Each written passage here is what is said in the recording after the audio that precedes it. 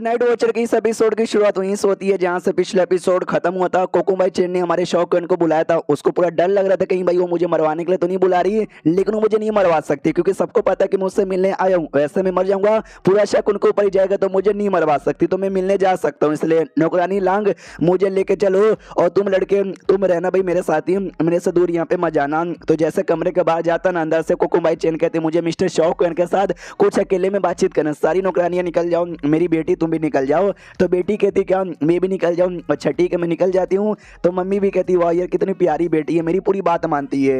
फिर वो जैसे निकलती है हमारा शौक जाके मिलने वाला था, नौकर आ रहा था तो नौकरानी भी कहती हो सब निकल जाओ, बेटी भी निकल गई, तू कौन होता है, तू काहे को अंदर आ रहा है? हमारा मैं कहते कि सुनिए यार जो केस मुझे सोल्व करने का काम मिला है ना तो ये हमेशा मेरे पे नजर रखेंगे, केस का जो भी बात है ना जाके राजा को बताएंगे, यानी मैं जहाँ जहाँ जाऊंगा ये भी साथ ही में वहीं वहीं आएंगे, तो ये मेरे से ज्यादा दूर जा नहीं सकते और तुम्हारा देख लो तुम क्या कर सकती हो।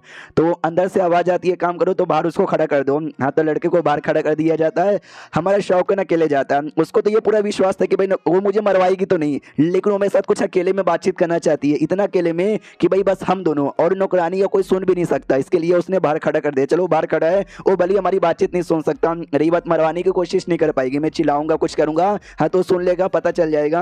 हाँ तो अब देखता हूँ दूध का दूध और दही का दही, क्या ये अपने बारे में कुछ बताएगी, अपनी सच्चाई बताएगी या कुछ और ही बातचीत करेगी? आई डोंट नो क्या बातचीत करना चाहता है, मतलब चाहती है सामने आ जाता वो भी पूरे एटीट्यूड में अपने सिंहासन पे बैठी हुई है। और फिर कोकुबाई चेन कहते सुनो मेरी बात यार, ये जो केस है भाई केस तो सॉल्व हो चुका था, महारानी को सजा मिली, उसको अरेस्ट कर लिया गया, महारानी को पोजीशन से निकाल दिया गया है, तुमने तो सुना ही होगा हमारा शौक का दैया, मैंने तो सुना है। कोकुबाई चेन कहती जब तुमने सुना ही है, जब पता है कि केस सॉल्व हो गया है, फिर तुम यहाँ पे काहे को घूम रहे हो, तुमको अभी भी कुछ डाउट है क्या? हमारा मैं कहता है बस डाउट यहाँ पर है, उससे ज्यादा कुछ भी नहीं। हाँ तो बस ऐसे घूम रहा हूँ और कुछ नहीं। ये भी कहती है झूठ, तुम झूठ बोल रहे हो। हमारा मैं कहता भी लाइक नहीं मैं तो सच बोल रहा हूँ। ये भी कहती नहीं, तुम टेक्निक यूज कर सकते हो, दूसरा सच्चा बोल रहा है या फिर झूठ बोल रहा है पता करने के लिए, और तुमको क्या लगता है मैं यूज नहीं कर सकती क्या? तुम तो पेपर का यूज करते हो जो कुछ समय के लिए चलता है, मेरी बॉडी में तो परमानेंट ये टेक्निक फिट यहाँ पर है, मैं तो हमेशा पता लगा सकती हूँ और मैंने पता लगा लिया, तुम झूठ यहाँ पे बोले जा रहे हो, तो क्यों झूठ बोलने का नाटक कर रहे हो यार? हमारा मैं कहता भी लाइक एक सेकंड, ये जो तरीका है ना भाई सेट वालों को आता है, सेट वालों को टेक्निक यहाँ पे आती है,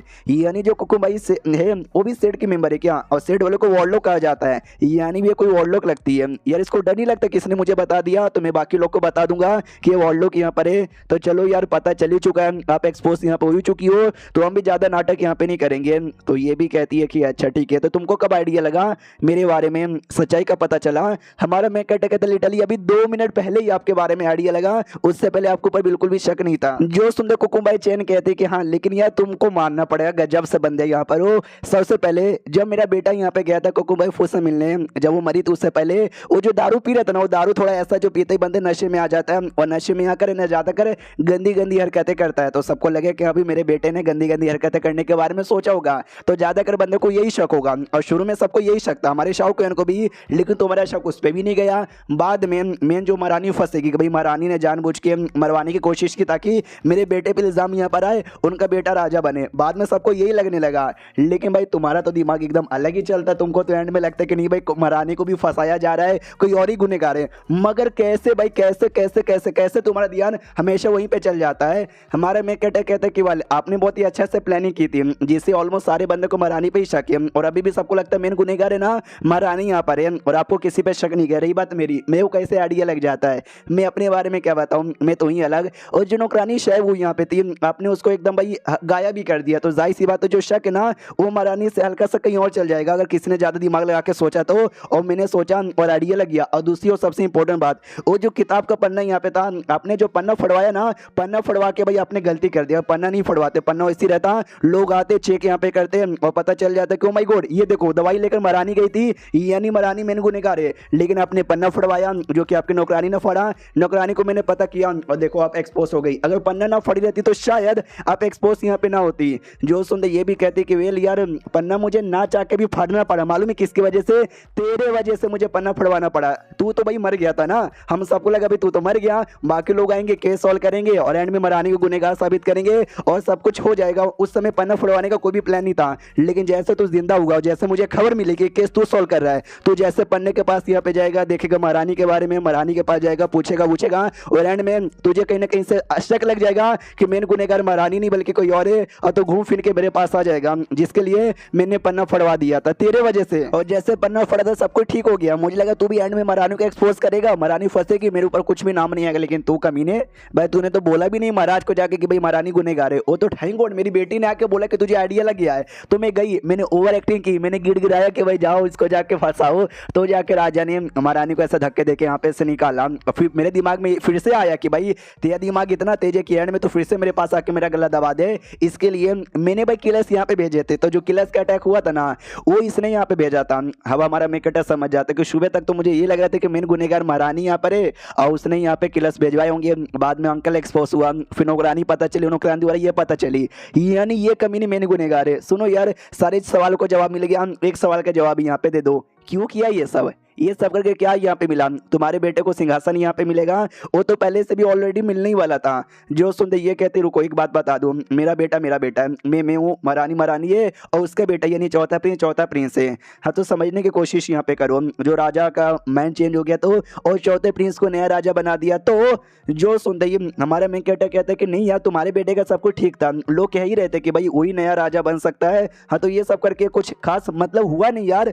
जो सुनते ये कहते तुझे क्या पता भाई ये सब करके क्या मतलब हुआ? या अगर मैं तुझे ये बोलूं कि राजा का मेन प्लान मेरे बेटे को ना बना के जो चौथा प्रिंस है उसको बनाने का था, और मेन डर है मालूम है किससे? राजा से नहीं बल्कि इस वाई गोंग से लगता है। वाई गोंग ने तो एकदम ठानी यहाँ पे लिया है कि कुछ भी हो जाए यार, महल में जो भी बुराई ना सबको मिटा के रखूंगा। अगर उसका ऑप्शन यहाँ पे दिया जाए कि मेरे बेटे और चौथे प्रिंस में से किसी एक को राजा बनाने का, वो है ना चौथे प्रिंस को राजा बनाएगा और मेरे बेटे को ना राजा बनने का मौका 1% भी नहीं मिलेगा। इसके लिए महारानी पे इल्जाम आ चुका है, तो वो तो गई, उसके बेटे के भी चांस लगभग ना के बराबर हो जाएगा। फिर किसका रहेगा? मेरे बेटे का। मेरा बेटा बेकसूर साबित होगा, वही राजा यहाँ पे बनेगा। समझ गया क्या? हमारा मैं कहता अच्छा ठीक है समझ गया। एक आखिरी क्वेश्चन का जवाब मुझे दो कि भाई आपके पीछे कौन है? मुझे पता है अकेले तो नहीं होगी, कोई आपको भी सपोर्ट यहाँ पे कर ही रहा है। ये भी कहती यार तू तो कुछ ज्यादा ही समझदार यहाँ पर है, मेरी बेटे ने तो सच में कुछ समझदार लड़के को अपना गुलाम बनाया है, लेकिन तुझे ऐसा कहीं को लगता है कि मेरे पीछे भी कोई बंदा है, मैं अकेले भी तो कर सकती हूँ ये सारा काम।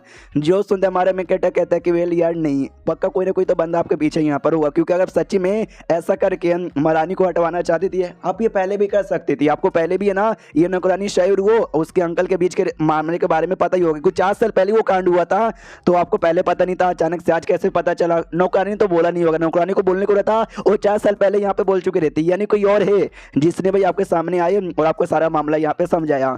मुझे तो लगता है आपका जो मेन टारगेट महारानी को अपनी पोजीशन से हटा के नई महारानी का बनना था, अपना जो वाई है ना वाई को भी रास्ते से मिटाने का था, या वाई को भी एकदम नल्ला बना दो ताकि वाई भी कुछ कर ना पाए। भाई महारानी और वाई है ना वही दोनों चौथे प्रिंस को राजा बना के तुम्हारे बेटे को पीछे यहाँ पे हटा सकते थे।